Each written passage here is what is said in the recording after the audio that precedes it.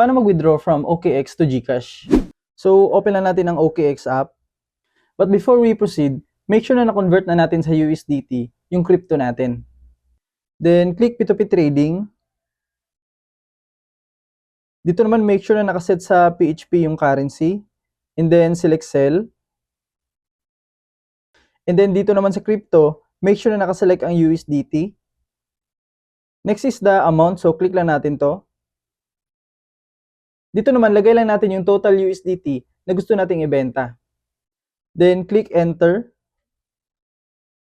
Next is the payment method. So, click lang natin to. And then, select lang natin tong GCash. And then, click Apply. So, ngayon pwede na tayo mamili ng merchant na gusto natin. So, dito sa left side, may kita natin yung name ng bawat merchant, yung completed transactions nila, and then yung completion rate.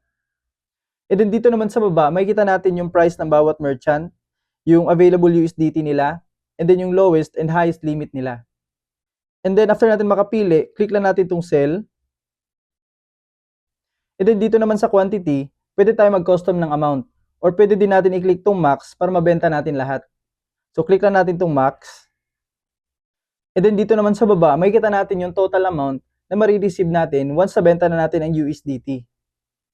And then make sure na basahin natin itong trading terms kasi dito nakalagay yung mga important notes galing kay merchant. Then after natin basahin yan, click lang natin itong sell. And then click sell. Then verify lang natin. So hintayin na lang natin na dumating yung payment ni merchant. So dapat yung ma-receive natin na amount is exactly 1,990.90 pesos.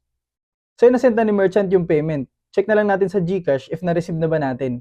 Pero wag natin i-close itong OKX app kasi kailangan pa natin i-click itong release. So open na natin ang GCash app. So na-receive na nga natin. So balik na tayo sa OKX app. And then click lang natin itong release. And then click lang natin itong checkbox. And then click release crypto. And then verify lang natin.